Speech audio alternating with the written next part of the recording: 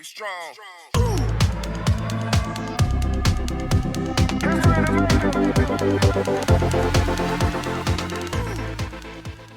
Now, Isaac, there's a lot of people here, here that want to hear us talk about one thing and one thing only.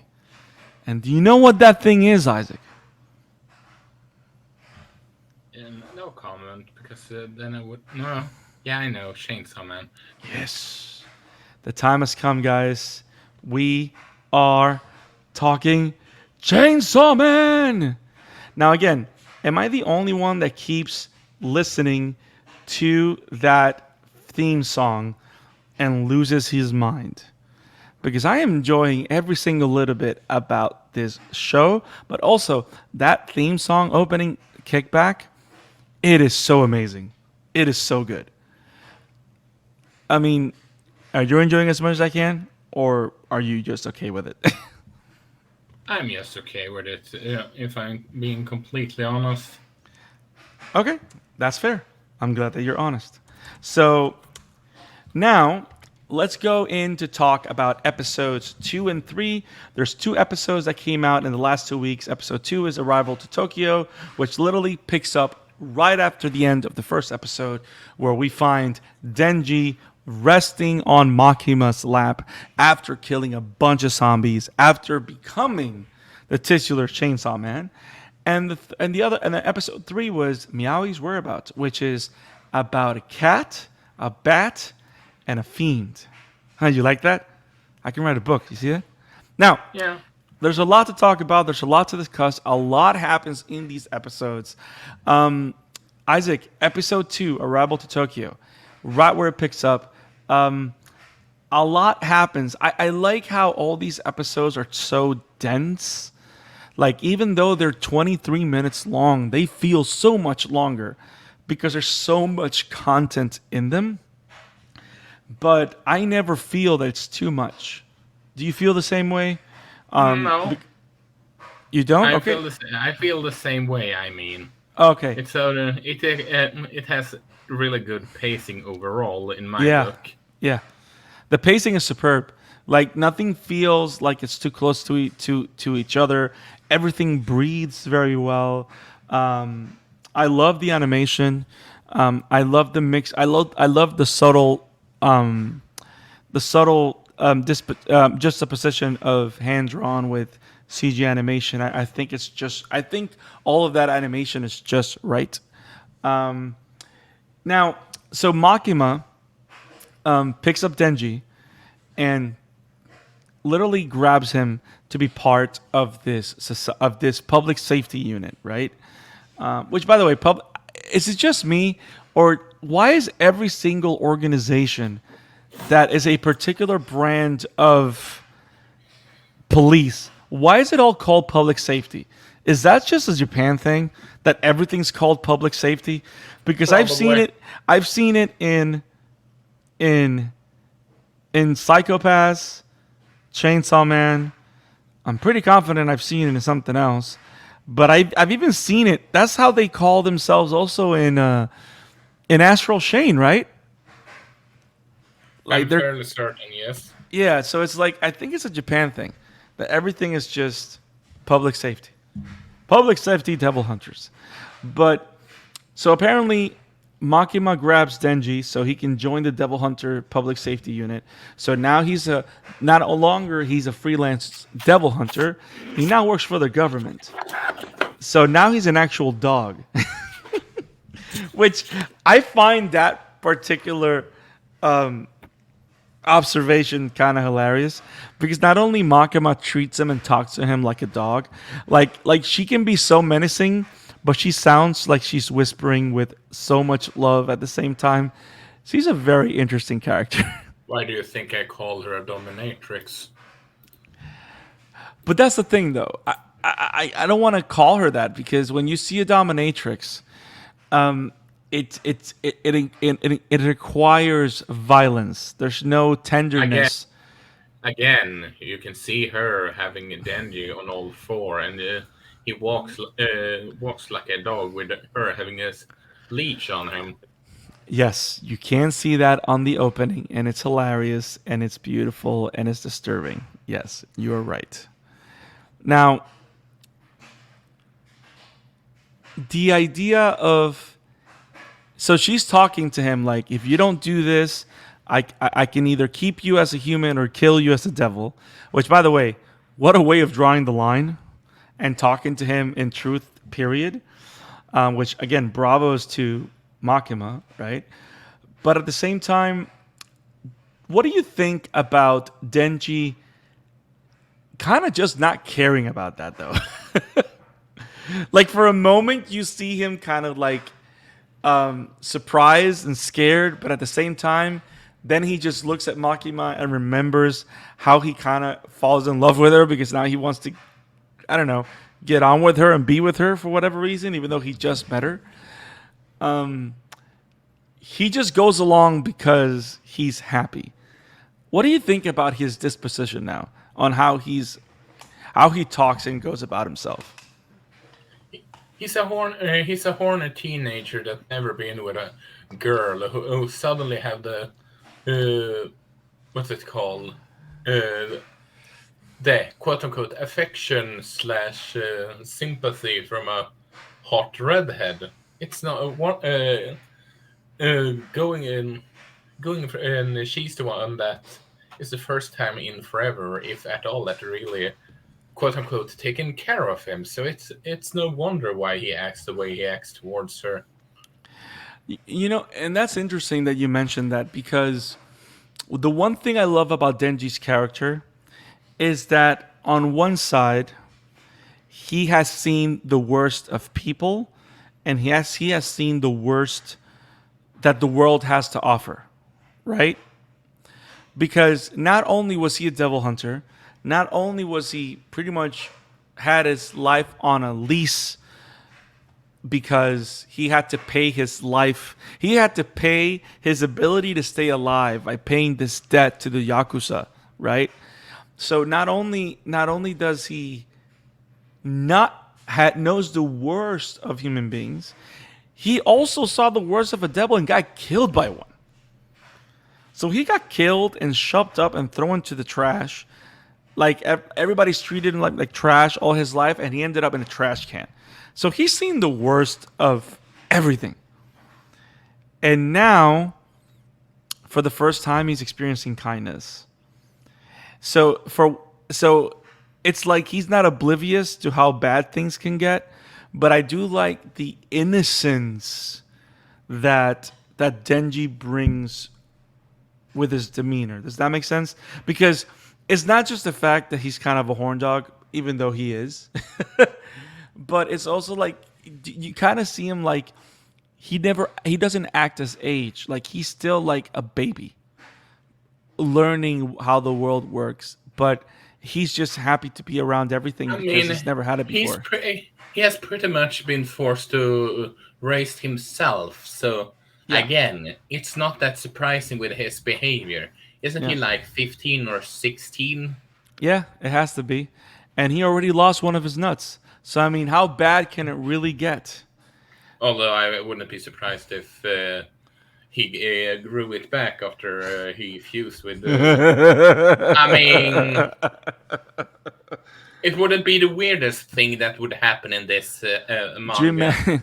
do you imagine And that also, as Poshita? spoiler. No, no. Also, Do you wait? Do you imagine as Poshita is putting him back together, Poshita grabs a marble that was left aside and goes like, "This is your new testicle." oh my god, that's kind of disturbing. But for the Yes. record, they don't mention that in the anime. Sorry, mangas. Don't you worry. This isn't a spoiler. It's not a spoiler. Just a what if scenario here. What? I was Talking about never the mind. marble? Talking about the marble? He probably grew his ball back. Guys, we said it here first. Denji now has 3 balls. So now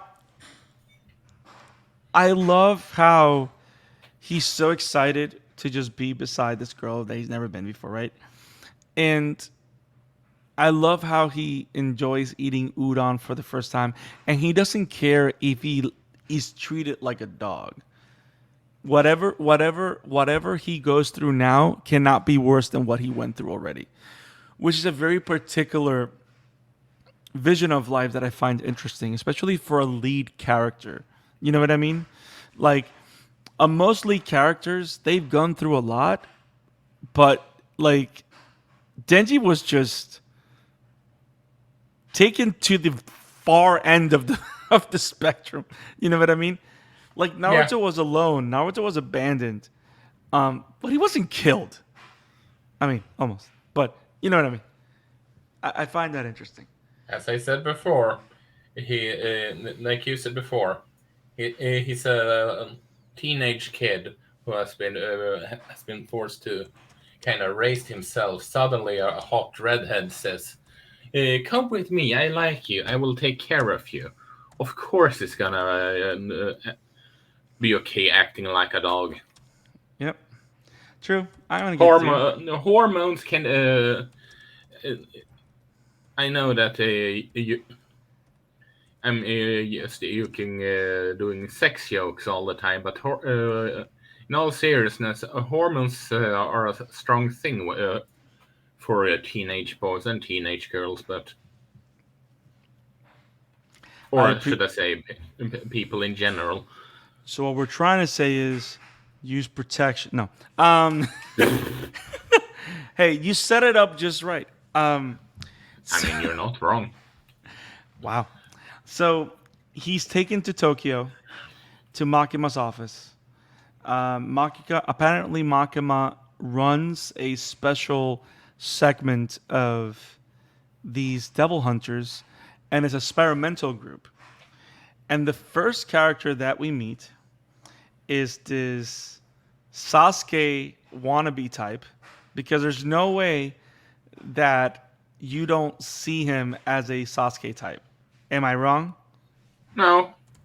Like, he is 100% a Sasuke type character. I 100% forgot his name because I don't do my job. But Mr. I know Mr. I smoke a cigarette and get my balls kicked at by Denji. I appreciate you taking the time to build up to the nut job.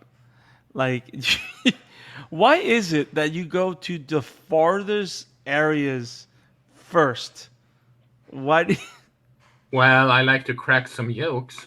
I mean, and he likes to crack some nuts. So I like, but okay. So let's go straight to that encounter apparently, because apparently you want to talk about a guy that got his balls crushed. So this guy, which again I forgot his name. Can someone tell me his name? I know it's Akaya Hayabusa or something. I don't know anything about anyone. Let's see. Aki. That's the guy. Aki.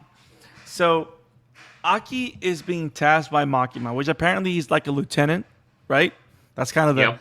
So he's kind of the lieutenant of that group. And Makima says that he has to take Denji in. And the first thing that he does, because of course he's talking about wanting to be with Makima, if Makima has a boyfriend, like he's just being super innocent about all this. And Aki just beats his ass. And again, he literally beats his ass and lets him, and Denji allows himself to get beat. But I think what's important before we go to the nut job is what Aki says, which I think it talks about his character. And it's that every devil hunter that he's met that don't have a real goal or drive end up dying. Like, if you become a devil hunter for the wrong reasons, you're going to die. But if you have the right reasons, then you can be successful as a devil hunter, right? So I do find that interesting, and it kind of tells you a little bit about Aki's about. And what I like about that is that, have you noticed that every time that we've met a new character that's meant to be important, Tatsuki Fujimoto goes out of his way to automatically tell you what they're about. You know what I mean? Like he doesn't waste time to tell you what is the want or or the drive of this character, or give you at least like a bit of a tug into what that is. Does that make sense? Yeah. Because some characters like Sasuke, he's just crying for like, I don't know, half a season, and then you kind of get more information. That's an understatement. Yeah, but I do like the fact that that we're able to we already have an idea of who he is, and already we're calling him a dick, but then he opens his mouth and we kind of understand, but we still hate him. And instead of waiting a whole season for us to pay him back for being a dick, Isaac, what does Denji do? What does Denji do after Aki tries to kick his ass? Kick him in the nuts. And not only does he kick him in the nuts, go on, Isaac. He truly kick him in the nuts. Repeatedly. Like he went full Liu Kang on this man's balls. You know that thing with the bicycle kick that Liu Kang does? He literally fondles this guy's balls with amazing kicks. And you got to figure, Denji he might have been poor, he might have been hungry a lot, but he was working as a devil hunter for a long time. So I'm pretty confident Denji's not a weak guy. No. So I'm pretty confident Aki can never have kids now. So I mean, this is a world filled with a different type of devil, so yes. who the heck knows? What are you trying to say? That now there's going to be a devil that's going to give Aki his balls back? Is that what you're trying to say? I mean, it's not. How should I put it? In the rules of this within this universe, it wouldn't be that surprising. The fact that he'll have his balls back, or everything. Look at this guy's face. Don't you want to just kick this guy's face? No. I kick him. Look at this guy. Like, you deserve the kick in the balls you got. He's looking down at Denji. He spits at him. Yes, you got kicked in the balls, Aki. You deserved every bit of it. And isn't it funny that after he kicks him in the balls, Denji just takes him to Makima, like trying to say that a devil got him. I mean, it makes sense why you would say that. Yeah. And technically, he's not wrong considering he is half a devil. You see, Isaac, for smart stuff like that, that's why we keep you around. So, he technically didn't lie. Hey, devils don't lie. Only humans do. As we're going to find out from this other character later. Even though that's a lie. But we're going to talk about that. But then we're going to talk about that too. Now, the last bit of information, there's two more important things. There's a lot to talk about. There's two, because I'm telling you guys, these episodes of Chainsaw Man have been super, super, super dense. So there's a lot to talk about on Chainsaw Man. Now, after the nut job, Aki he takes Denji to his house, so they have to share an apartment, and Denji's never shared, and again, the innocence of having been raised by himself, right? He's never had a bath, he's never had all these things, so he's living for the first time, which again, it's one of those tropes, right? You have to die before you can start living, right? Yeah. It makes me think about the whole Shawshank Redemption thing. Like, it took me going to prison for me to become a crook, which again is one of the best lines ever. I mean, the movie in general is a masterpiece, but that's we have a Shatter After episode about that movie. Wink, wink. Although, is that one published? I don't think so, but it's coming. It's hey, we're looking into the future, damn it. Let us be looking into the future. But yeah, so Aki takes him home, and then they go on a mission. They go on their first mission together, and we find something that's called a fiend. So we're seeing different types of demons. We've seen zombie devil, the tomato devil, and now we're seeing the chainsaw devil, which, or at least chainsaw man, which is part of that, right? And now we see a fiend, which is when a devil takes control of a dead human body. Is that what it is? Something like that. Yeah. It becomes a fiend, and then it's no longer human. It just gets powered. So Denji kills this guy, but apparently there's this dialogue with Aki because apparently Denji wants to make friends or doesn't want to just kill demons. He wants to do. He knows it's a job, but I kind of like that wrinkle that Denji brings to the equation because you learn from Aki that a lot of people have died, have lost family members. A lot of tragedies occur on a daily basis because of devils. That most of the people in the public safety squad, people like Aki and devil hunters, they kill devils so that other people don't suffer. But Denji killed devils to survive, and Denji had a pet devil, so his relationship to devils is completely different.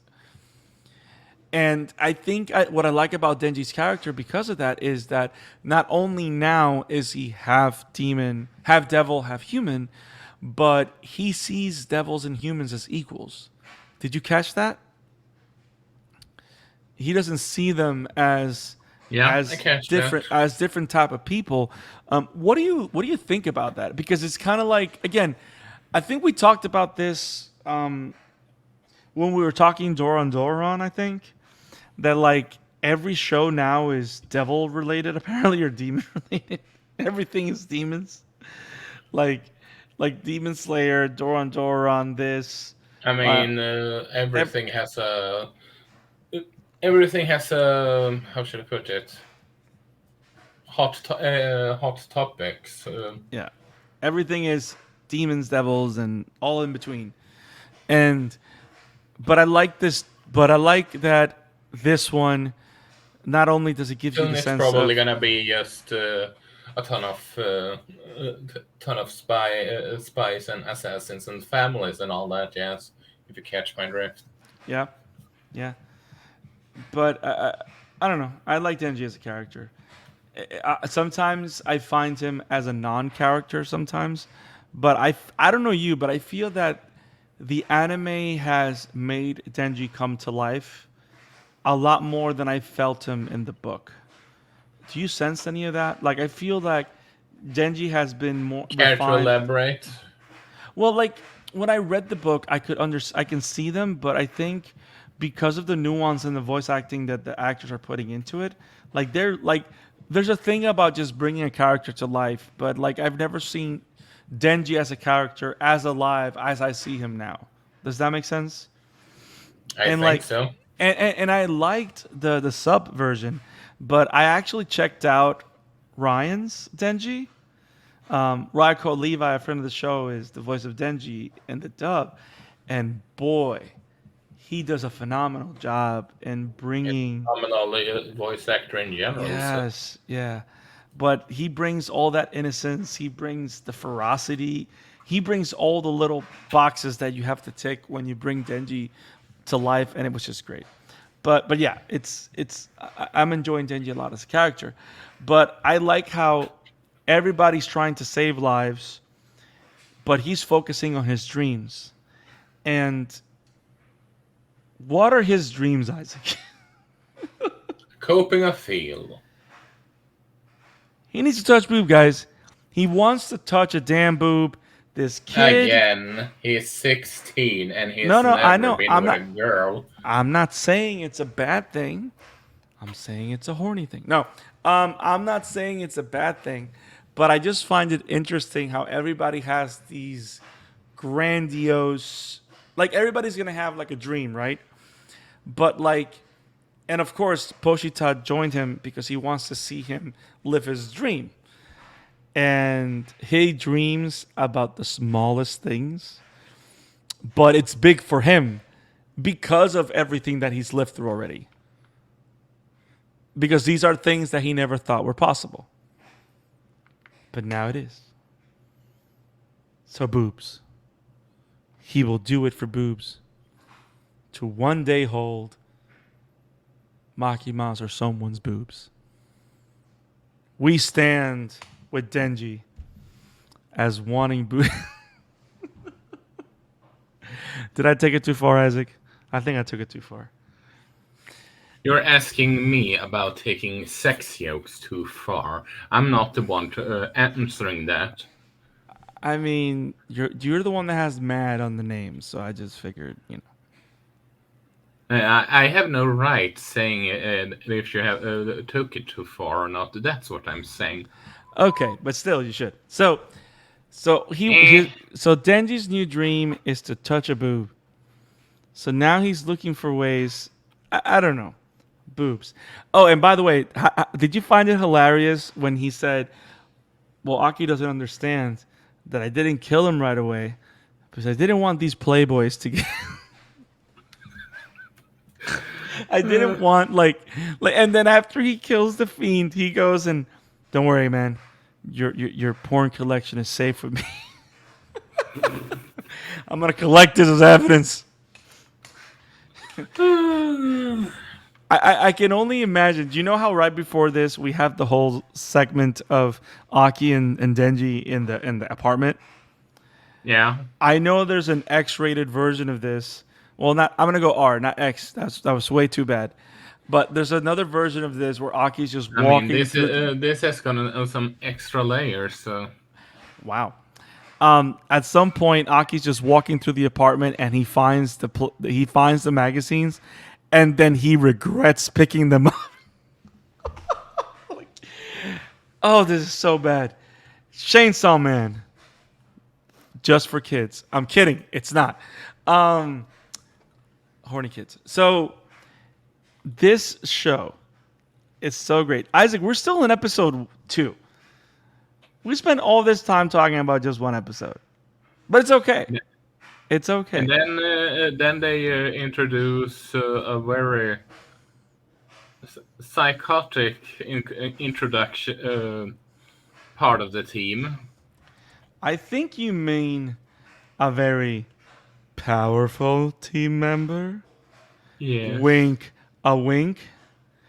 Ladies and gents, That joke was so bad that I actually allow it.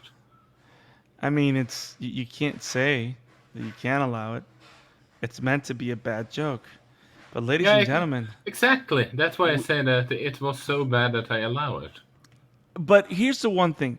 We saw all this story. That was great. We got all this story throughout the whole thing, right?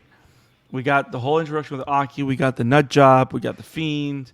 We got the whole time in the beginning of the episode with Maki. And again, this episode was only 23 minutes long, and all this happened in 23 minutes. It's nuts.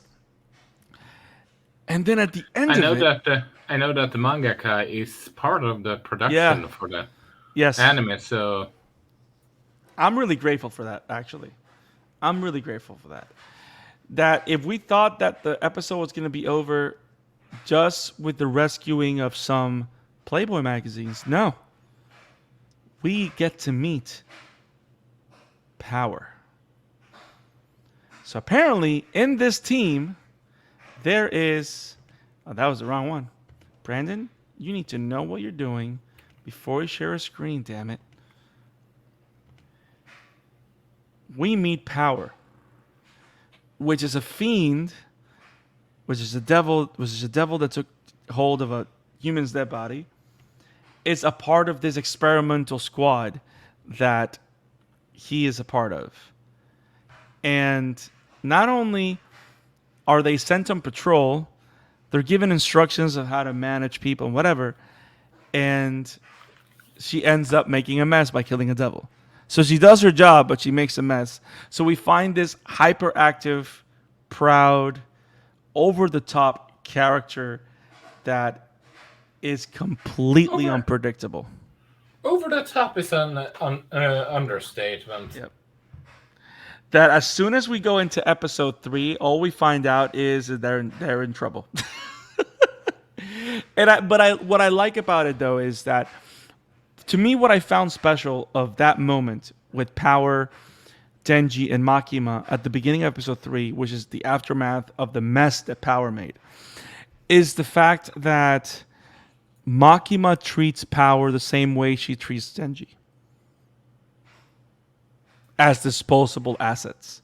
Which, of course, Denji doesn't see himself that way because he's going to do whatever he needs to do to be with Makima. Does that make sense? Yep. So he's not going to see things the way they are. But I like the fact that we get that distinction that he actually treats Also, Power the same way. also they have instead of showing them the shot of Power and Denji arguing with each other, what are they focusing on? The ass of Makima. So again, people wonder why I'm calling this Wait, what? anime. What? Yeah, I didn't. And it's, you know what? I'm actually, wow. I never noticed that. I mean, I noticed it with Orihime, but that comes after. But I did not notice that with Makima at all. I mean, you see her back with the ass centered, and in front of her, you have those two arguing with each other. I love how we're talking like we're doing like photography analysis. How do we capture Makima's ass? Like we're trying to take the perfect picture. Like Isaac, this is supposed to be a nice, clean show, but apparently you can't because we're talking Chainsaw Man and I Makima's told you. ass. See, what I did notice. I told you, if My Hero Academia and Spy X Family is PG-13, our Chainsaw Man and Bleach is gonna be R-rated. Now, I'm not going to disagree with you because I'm going to have to watch. When I watch the dub, I'll pay attention to see if I see that happening. I promise. Now, what I did notice, though, is that you do see that a lot when it comes to Makima and Power's rack. Because Denji's always looking at their breast because of his dream. Because all he wants to do is cop a feel. He wants boobs. So we get a lot of close-ups. Of course, we don't see anything, but we, you know what I mean? But we see, like, it's funny. It's like, you're not looking, I'm looking. No, I'm not looking, you're looking. You know what I mean? Like we're all being forced to look at things from Denji's perspective, and I find it hilarious how deliberate it is. But there's so they're both in trouble. They can't do messes. Power, because she's a fiend, she cannot go out on her own. But apparently, tell me about it, Isaac. Apparently, Power lost her cat, or a bat devil, or a devil took her cat hostage. And of course, Denji and Power don't get along. Denji just sees her as a pest that he will never be able to get in contact with. But they come to an agreement. You're a bit robotic. I'm sorry. You become a bit robotic. So, can I look? Do I sound better? Do I sound better now? Yes, you do. Okay, so they get together. They don't get together, but they have to work together. They have no choice because they're going to live in the same place with Aki and blah blah blah blah. But one of the things that we do find is that they come to an agreement when Power tells Denji about the cat. And I like how they're both like emotionless to a degree, but they are emotional about what they're emotional, but they can't find a way to connect emotionally with each other. Does that make sense? Because you can tell that they both have this pain or feeling like Denji feels about Poshita, but he says that he doesn't understand cats because if it were a dog, because they're not the same, right? But then Denji and Power come to an agreement. Isaac, what was this agreement that Power and Denji come to? If he saves Meowie, he can touch her breast. The price of copping a feel. Kill the devil, save a cat. I mean, am I the only one that finds it hilarious that he has to save the pussy to touch the breast? So, like, like, Uh, good, good thing Mike is not here because he's yes, just gonna go yes, bad Isaac, bad Brandon. yes, yes. I don't know. It was a perfect setup. I don't know if Tatsuki, I don't know if the mangaka did it on purpose.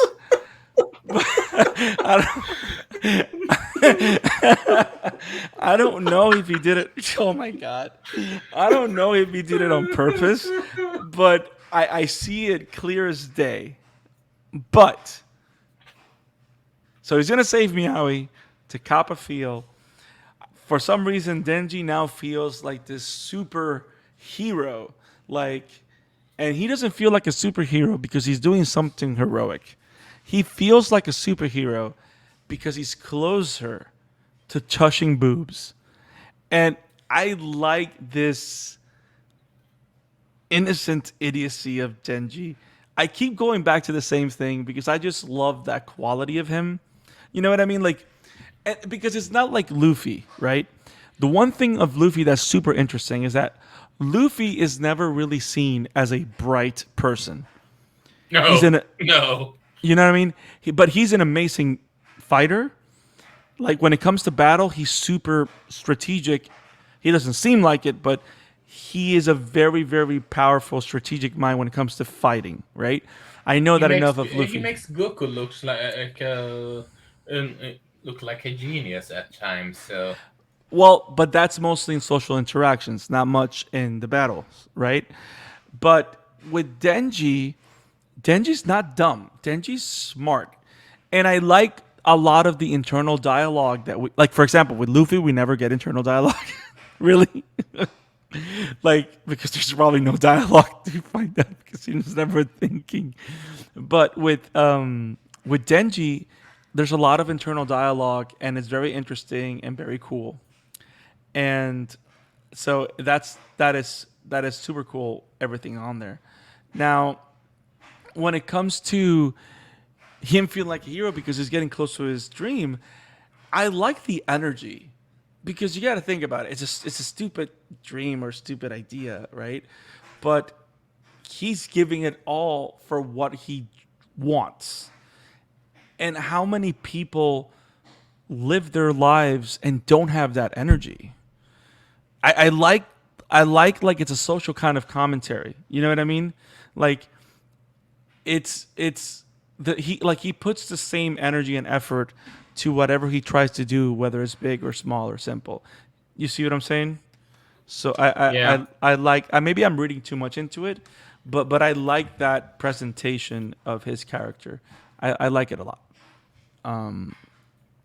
Now, what do we find out, Isaac, when he gets there? Because he literally goes to the library and rents power out, which I find is so interesting. Like she's under surveillance all the time, being that she's a fiend and all.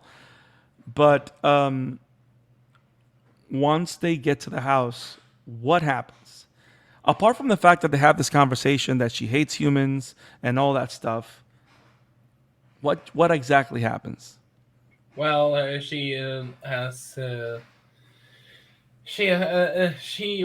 she used him as a bait of here we go, here you have a human. Can I get my cat back?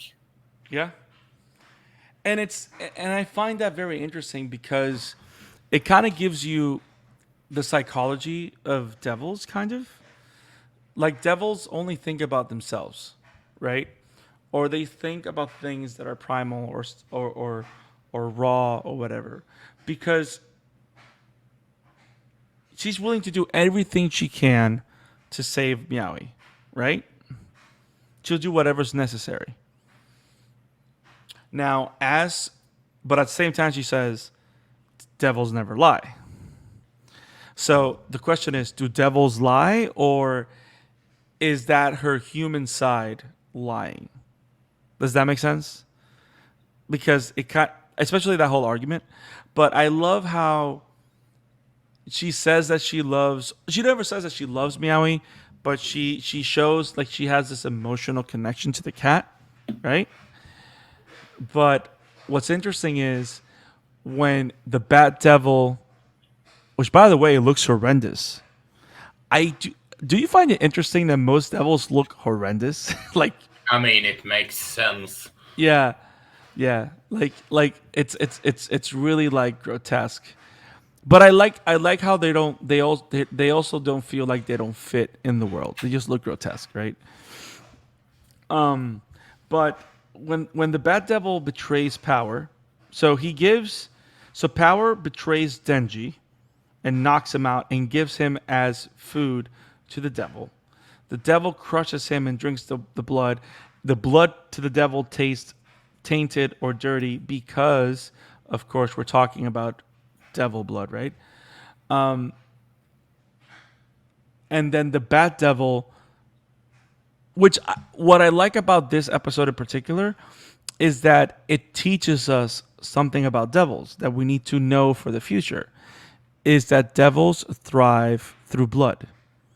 We learned a little bit through Poshita, but now it's more deliberately explained here that blood is the means through how devils can regenerate, grow stronger, and just grow and evolve, right?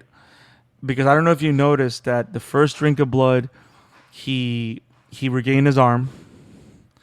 When he ate Meowie and then ate Power, he grew wings because he didn't have wings before. Did you notice that? Yeah. Talking about the Bat Devil specifically. So I like how we keep learning the mechanics of the world, the rules of the world.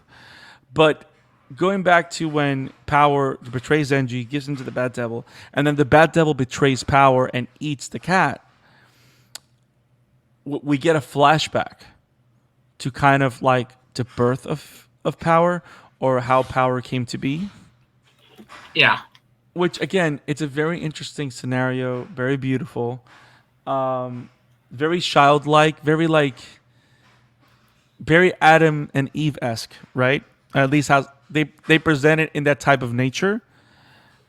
And the first thing she says when she finds the cat is, "Here, let me give you some food. Let's grow you, so I can eat you." But then she grows closer to the cat, so Yeah. But do you think that she really goes closer to the cat or she really just wanted the cat for herself? To eat herself? Like, is there real emotion there? Or are we supposed to believe that it's supposed to be not ironic, that's not the word I'm looking for. It's treated like the spinning top in Inception. Like we're not meant to understand if she's being honestly emotionally connected or if she's just trying to really just eat him at the end anyway. I think it's open for interpretation. Right. Because they're not specific about it, right? So I guess we're gonna have to find out in episode 4 what happens because we do get a kick-ass battle between Chainsaw Man and the Bat Devil, and Chainsaw Man just goes on him, and he's just amazing. And and the Bat Devil wonder why he tries to kill and protect humans, and he said, "I want a cup of feel." Yes. Why is this so hard? I just want a cup of No, and the best thing about it is, why are you trying to save humans? And he goes, I don't care about humans. And he grabs the car when the guy just jumps out of the car and he No, throws the car. why should I care about a dude? I just want a cup of feel. Not the hero we need, but the hero we deserve. Kinda. I like how he's a different type of hero. He's a different type of lead, you know? He kind of reminds me Not it's not the same, I know, but he kind of reminds me of Constantine in that way. And like he's the kind of hero, quote unquote, that he doesn't care what the costs are as long as the villain is defeated, kind of. You know what I mean? He's not Yeah. he doesn't go to the extent of Amanda Waller where he's just gonna blow up heads when nobody wants to obey or if needs to happen. You know what I mean? But he's gonna do a lot of crazy stuff, even if nobody else agrees, because that's what needs to happen. So I kind of like that he only thinks of himself, but he does the heroic thing even though he's thinking of himself. And I am safe to report that having read, I'm actively reading the manga. It's good, but you guys should read the manga. It's great. But I mean, It's a, it was a great episode, as right? insane as the anime, if not even more insane. Yes, yes, it does. So Isaac, I don't know. Do you got anything else on Chainsaw Man? Outside of it being extremely horny, no. Wow, that's it is extremely horny.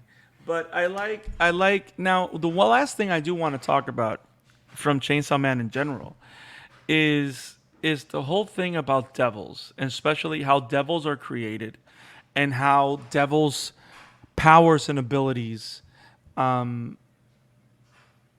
increase or are determined. Do you remember the conversation that Makima has with Aki? Because it happens in this episode where she talks about how devils are born out of a devil can be born out of anything, Yeah. but the power that that devil's going to have is determined by the fear that humanity has to that particular devil or thing. Yeah, I do remember that. So Why do you I wonder? no no no. What I mean is like what a very interesting lore explanation for the world we live in, for the world of the anime. Like the reason there's a tomato devil is because people are scared of tomatoes for some reason. Like someone went to bed after watching Attack of the Killer Tomatoes, freaked out, and the devil came out. Like, I mean, who knows? That movie probably scarred a kid or two when they were young. yes. Now, then you have Chainsaw Devil because people can't be scared of chainsaws. I mean, it's a violent weapon, right? And now you have the Bat Devil, and people are scared of bats. So that was a pretty powerful devil. So it makes you think, what other things are we going to be seeing that the stronger, so whatever, so we got to keep a lookout on things that people are afraid of, because those things that are people are afraid of, a devil may appear based on that type of fear. But I like that because it literally makes the possibilities of how many devils we can see endless. Does that make sense? Yeah, Because which is a anybody smart move. exactly. Yep. It's a So the not. possibilities are endless for the mangaka, which, well, as I just said, is brilliant. Yeah. So I don't know. I love how the anime is pacing everything. They're kind of covering similar to they're covering between 3 to 4 chapters an episode, right? I don't have that part in my head, so I can't. I think it's something like that because I know that I'm with not Mike with his My Hero with Academia my hair. knowledge. I mean, I'm not. I mean, the first chapter of Chainsaw Man is the longest. Every other chapter is probably 15, 20 pages. So I wouldn't be surprised if they're doing 3 to 4 chapters, or at least that's how it feels with how dense these episodes are. You know, Yeah, because they cover so much ground. But I like that you never feel that you're missing something or that I mean, didn't that it's too the much. mangaka make? Didn't the mangaka make one shot that was basically 100 pages or something? Yeah, Or he am did I one. misremembering? That was Goodbye Area, I think it was. But yeah, I do remember that. Now, one of the things that I wanted to highlight before we finish with Chainsaw Man because again, great show. If you guys like what we've talked about throughout the reviews, make sure to let us know in the comments in the description. Just join the conversations and let us know what you loved about episode 2 and 3 of Chainsaw Man. So